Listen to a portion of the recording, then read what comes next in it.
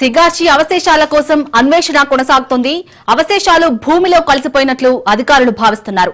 దీంతో పురావస్తు శాఖ టెక్నిక్ తరహా తవ్వకాలు జరుపుతుండగా వెంట్రుకలు, మాంసం ముద్దలు, ఎముకలు, రక్తం మరకలతో ఉన్న రాళ్లు, కార్మికుల వస్తువులు లభ్యమవుతున్నాయి. వీటి ద్వారా డిఎన్ఏ మ్యాచింగ్ టెస్టులు చేస్తున్నారు. ఇప్పటికే 70కి పైగా శాంపిల్స్ సేకరించి డిఎన్ఏ టెస్టుకు తరలించారు.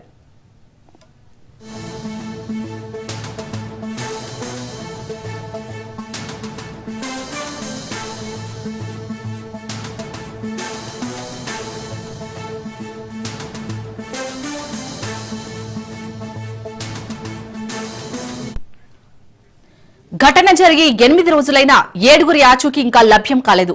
నిన్న 3 మృతదేహాలతో డిఎన్ఏ మ్యాచింగ్ అవ్వడంతో 3 మృతదేహాలను బంధువులకు అప్పగించారు. పేలుడు దాటికి శరీరాలు, యంత్రాలకు అతుక్కున్న అవశేషాలు ఛిద్రమయ్యాయి.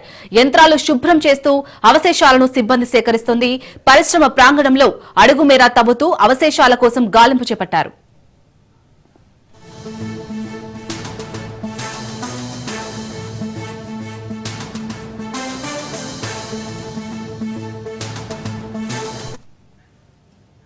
ఇక సిగాచి పరిశ్రమ పేలుడు ఘటనలో మృతుల సంఖ్య 42కు చేరింది. ఇంకా 8 మంది కార్మికుల ఆచూకీ దొరకడం లేదు. ఆచూకీ లేని వారిలో ఒకరు మృతి చెందినట్టు అధికారులు ప్రకటించారు. పటాన్చెరు ఏరియా ఆసుపత్రిలో 2 మృతదేహాల్లో ఒకటి రామాంజనేయులు, మరో మృతదేహం అఖిల్దిగా గుర్తించారు. ప్రమాద స్థలంలో అవశేషాల కోసం అన్వేషిస్తున్నారు. ఇప్పటికే 70కి పైగా శాంపిళ్లను టెస్టుకు తరలించారు.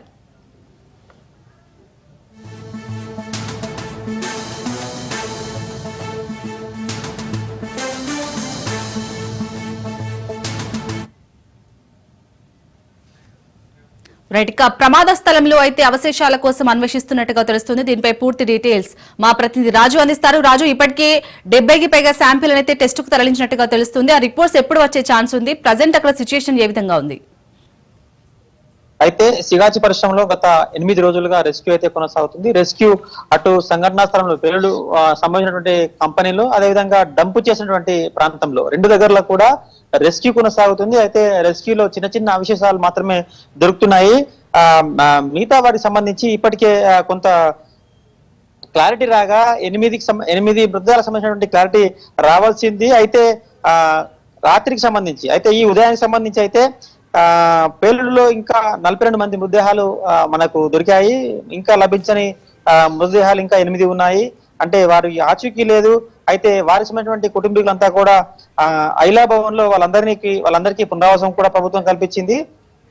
అయితే అది కొనసాగుతున్నప్పటికీ, రెస్క్యూ అయితే కొనసాగుతున్నప్పటికీ ఈరోజు ఎస్పీతో పాటు మరికొంతమంది ఎస్ఐలు, సిఐలు కూడా ఎక్కడైతే డంప్ చేస్తారో ఆ ప్రాంతానికి విచ్చేసి అదంతా కూడా చూసినట్టు పరిస్థితి. అక్కడ చిన్న చిన్న మానవ అవశేషాలు, చిన్న చిన్న మాంస ముద్దలు, తర్వాత ఐడి కార్డ్స్, చిన్న చిన్న అవశేషాలు దొరుకుతున్నాయి. వాటిని కూడా తీసుకొచ్చి అటు ఫోరెన్సిక్ డిపార్ట్మెంట్ కానీ, తర్వాత ల్యాబ్ కానీ, డిఎన్ఏ టెస్ట్లకు కానీ పంపించినటువంటి పరిస్థితి. అయితే ఇప్పటికైతే ఆసుపత్రుల్లో డిశ్చార్జ్ అయిన వాళ్ళు 14 మంది కాగా 70 మందికి పైగా అవశేషాలను డిఎన్ఏ టెస్ట్ తరలించారు. వాటికి సంబంధించి పరీక్షలు జరుగుతున్నాయి. 1-2 రోజుల్లో డిఎన్ఏ టెస్ట్ల దగ్గరనే కొద్దిగా లేట్ అవుతుంది కాబట్టి ప్రతి డిఎన్ఏ టెస్ట్ 3 to 4 days పడుతుంది.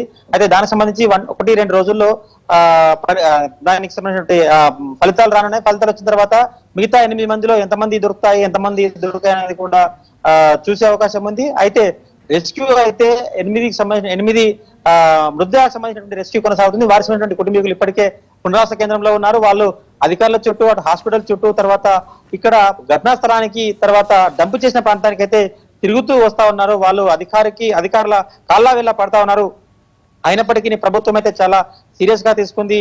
అటు హై లెవెల్ కమిటీ, తర్వాత నిపుణుల కమిటీ ఇద్దరు కూడా చాలా సీరియస్ గా చెప్పారు. ఖచ్చితంగా ప్రతి మృతదేహానికి సంబంధించినటువంటి అవశేషాలు దొరకాల్సిందే, గల్లంతైన వారి సంఖ్య తేల్చాల్సిందే. తదనంతరమే ఈ ఎక్స్గ్రేషియా సంబంధించినటువంటి ప్రకటన చేయాల్సి ఉంటుంది. ఈ నివేదిక అంతా కూడా అధికారులు ఇస్తే ప్రభుత్వం ఒక ప్రకటన చేస్తుంది. దానికి సంబంధించి అటు రాత్రి సిగాజీ పరిశ్రమ కూడా ఒక ప్రెస్ నోట్ అయితే విడుదల చేశారు. 42 మంది మృతి చెందారు, 61 మంది సురక్షితంగా ఉన్నారు, ఇంకా 18 మంది క్షతగాత్రులకు వైద్య సేవలు అందుతున్నాయి, ఇంకా 8 మంది మృతదేహాలు లభ్యం కావాల్సి ఉందని చెప్పి వారు కూడా ఒక ప్రకటన చేశారు. అటు అధికారులు కూడా అదే ప్రకటన చేశారు. దానికి సంబంధించినటువంటి శాంపిల్స్ అయితే డిఎన్ఏ టెస్ట్ కు ల్యాబ్ కు తరలించారు. ఇంకా 70 మంది డిఎన్ఏ టెస్ట్ కు సంబంధించినటువంటి ఫలితాలు రావాల్సి ఉంది. అయితే అటు ఎస్పీ ఇటు కలెక్టర్ ఇద్దరు కూడా చాలా సీరియస్ గా తీసుకొని ఉన్నతాధికారులను ఎప్పటికప్పుడు సమీక్ష చేస్తూ వాళ్ళతో చర్చలు జరుపుతూ అటు 2 దగ్గరలో కూడా రెస్క్యూ అయితే చేస్తా ఉన్నారు. అటు సంఘటనా స్థలంలోను, తర్వాత ఇటు డంపింగ్ చేసినటువంటి సందర్భంలో కూడా అక్కడ చిన్న ఏ అవకాశాన్ని కూడా వదులుకుండా అటు ఐడి కార్డ్స్ కావచ్చు, పర్సులు కావచ్చు, ఫోన్లు కావచ్చు, తర్వాత వారికి సంబంధించిన చిన్న చిన్న గుడ్డలు కావచ్చు, ఏదైతేనేమి చిన్న చిన్న అవశేషాలని కూడా తీసుకొని వాళ్ళు అటు ఫోరెన్సిక్ డిపార్ట్మెంట్ కు ఇటు ఎఫ్ఎస్ఎల్ రిపోర్ట్ కు పంపిస్తూ వాటి ఫలితాల కోసం అయితే అధికారులు నిరీక్షిస్తున్నారు. ఏదైతే 8 మంది గల్లంతైన వారి కోసం అక్కడ వేచి చూస్తున్నటువంటి కుటుంబ సభ్యులకు పునరావాసం ఏర్పాటు చేసి ప్రభుత్వము అన్ని రకాలుగా వాళ్లకు సహాయ సహకారాలు అందిస్తుంది. రాజు, అలాగే మరి గల్లంతైన వారి కుటుంబ సభ్యులు ఏమంటున్నారు? ఇప్పటికీ అక్కడ అధికారులు ఏమని చెప్తున్నారు? అంటే ఇంకా ఎన్ని డేస్ ఈ రెస్క్యూ కొనసాగే అవకాశం ఉంది? వాళ్ళు గత 8 రోజులుగా వెతికి వేసారిపోతా ఉన్నారు. అధికారుల చుట్టూ తిరుగుతా ఉన్నారు, అధికారుల కాళ్ళాయిల్లా పడతా ఉన్నారు. వాళ్ళు రోధిస్తూనే ఉన్నారు. అక్కడ స్థానికులను కూడా ఈ పరిస్థితి కంటతడి పెట్టిస్తుంది. కానీ వారి అటువంటి దురదృష్టం ఎవరికి రాకూడదని చెప్పి అంటా ఉన్నారు. అయితే ఇప్పటికే 8 మందికి సంబంధించినటువంటి విషయంలోనే అటు సీరియస్ గా రెస్క్యూ అయితే కొనసాగుతుంది. వారికి సంబంధించిన విషయంలో ఈ 70 టెస్టులకు సంబంధించినటువంటి 70 డిఎన్ఏ టెస్టులకు సంబంధించినటువంటి ఫలితాలు వస్తే గానీ 8 మందిలో ఎంతమంది దొరుకుతారు, ఎంతమంది దొరుకుతారు అనే విషయం పైన చూస్తా ఉన్నారు. అదేవిధంగా అక్కడ బూడిది మాత్రమే మిగులుంది. చిన్న చిన్న బోన్స్ ముక్కలు, తర్వాత చిన్న చిన్న మాంస ముద్దలు దొరుకుతున్నాయి. కాబట్టి వాళ్లకు ఖచ్చితంగా అటు బూడిది బొక్కలు, తర్వాత చిన్న చిన్న మాంస ముద్దలు ఇచ్చే అవకాశం ఉంది. ఇప్పటికే ఒక 7 మంది శవాలకు సంబంధించిన విషయంలో అదే విధంగా చిన్న చిన్న ముక్కలు మాంస ముద్దలు కాటన్లు వేసి ఇవ్వడం జరిగింది. కాబట్టి వాళ్ళ దారుణంగా చనిపోయారు కనుకనే వాళ్ళంతా కూడా మన అధికారులను వేడుకుంటా ఉన్నారు. వాళ్ళ అధికారులు సైతం వచ్చారు. అటు జార్ఖండ్, ఉత్తరప్రదేశ్, బీహార్ రాష్ట్రాల నుంచి అధికారులు కూడా విచ్చేసి మన అధికారులతో సమన్వయం చేస్తూ ఎప్పటికప్పుడు రెస్క్యూ అయితే పూర్తి చేయాలి, మా వాళ్ళ శవాలు మాకు అప్పచెప్పాలని చెప్పి అటు జరుగుతున్నప్పటికీ అయితే అధికారులు మాత్రం తీవ్రంగా శ్రమిస్తున్నారు. ఏ ఒక్క చిన్న అవకాశాన్ని కూడా వదులుకుంటలేరు. వారికైతే పునరావాస కేంద్రం ఏర్పాటు చేసి అక్కడ అన్ని రకాలుగా ఏర్పాటు చేశారు. వారిని ఓదార్చే ప్రయత్నం చేస్తా ఉన్నారు. 1-2 రోజుల్లో దీనికి స్పష్టత రాదని చెప్పి వాళ్ళకి చెప్తా ఉన్నారు. కానీ వాళ్ళు ఇప్పటికీ అటు అధికారుల చుట్టూ తిరుగుతూ కాళ్ళ వెళ్ళ పడుతూ వాళ్ళు కంటతడి పెడతా ఉన్నారు, అటు రోధిస్తా ఉన్నారు. వాళ్ళ బాధలు వర్ణాతీతంగా చెప్పుకోవచ్చు. ఈ రోజు సాయంత్రానికల్లా ఏదైనా ఇంకా రిపోర్ట్స్ వస్తే గానీ కొంతమందికి సంబంధించినటువంటి గల్లంతైన వాటిలో కొంతమందికి సంబంధించినటువంటి రిపోర్ట్స్ వచ్చే అవకాశం కూడా కనిపిస్తుంది. అయితే అటు క్షుణ్ణంగా ఈ రోజు కొంత సీరియస్ గా చేశారు. ఘటనా స్థలంలో, తద్వారా డంపింగ్ కేంద్రంలో 2 దగ్గరలో కూడా జరుగుతుంది. కాబట్టి మరింత కొంత ఏమన్నా దొరికే అవకాశం ఉందని చెప్పి కూడా అటు అధికారులు భావిస్తున్నారు. రాజు, అలాగే హాస్పిటల్లో చికిత్స పొందుతున్న వారి పరిస్థితి ఏ విధంగా ఉంది? ఇప్పటికైనా అక్కడ అధికారులు చెప్తున్న లెక్కలకి, అలాగే మార్చురి దగ్గర ఉన్న లెక్కలకి సరిపోయిందా? అంటే ఫస్ట్ నుంచి మనం చూస్తున్నాం లెక్కల్లో తేడా ఉండే. ఫస్ట్ నుంచి కొంత 2-3 విషయంలో తేడా ఉంది. అదేవిధంగా ఇప్పటికే పలు ప్రజా సంఘాలు, తర్వాత రాజకీయ నాయకులు కూడా చెప్పినట్టుగా అసలు లెక్క అటు ప్రభుత్వం కానీ ఇటు కంపెనీ యాజమాన్యం కానీ పూర్తి స్థాయిలో చెప్పలేదు. ఎందుకంటే అసలు కాంట్రాక్ట్ ఉద్యోగులు ఎంతమంది వచ్చారు, ఎంతమంది రిజిస్టర్ లో సంతకాలు చేశారు, ఎంతమంది డ్యూటీకి వెళ్లారు, వాళ్ళకి సంబంధించిన ఫోన్లు లాకర్ లో ఉన్నాయి, వాటిని తీసి ఎంతమంది ఉన్నారనే లెక్క స్పష్టం చేయలేదు. అదేవిధంగా రెగ్యులర్ ఉద్యోగులు ఎంతమంది చనిపోయారు, వారికి సంబంధించిన లెక్క కూడా స్పష్టం చేయలేదు. అయితే ప్రభుత్వము అటు కంపెనీ చెప్పిన లెక్కల ప్రకారం అయితే 8 మంది, కానీ అక్కడ 11 మంది, 12 మంది, 13 మంది అన్నట్టుగా కొంత స్థానికులు అయితే చెప్తా ఉన్నారు. దానికి సంబంధించిన విషయంలో స్పష్టత కూడా రావాల్సి ఉంది. లాకర్ లో ఉన్న ఫోన్లకు సంబంధించి, తర్వాత మానవ అవశేషాల గురించి, తర్వాత కొన్ని ఐడి కార్డ్స్ అలాంటివి దొరికాయి. ఈ 8 మంది విషయంలో కొంత స్పష్టత వస్తే గానీ మిగతా ఎంతమంది గల్లంతారనే విషయం కూడా స్పష్టత రావాల్సి ఉంది. ఏదైతే కాంట్రాక్ట్ ఉద్యోగాలకు సంబంధించినటువంటి రికార్డు వాళ్ళ దగ్గర లేవని చెప్పి అటు హై లెవెల్ కమిటీకి, నిపుణుల కమిటీకి యాజమాన్యం చెప్పినప్పుడు వాళ్ళు చాలా సీరియస్ గా ఆగ్రహం వ్యక్తం చేశారు ఆ కంపెనీ యాజమాన్యం మీద. కాబట్టి ఇంకా ఈ 8 మంది లెక్క తెలిస్తే గానీ అసలు కాంట్రాక్ట్ ఉద్యోగుల పరిస్థితి కూడా లెక్క తేలిదే అవకాశం ఉంది.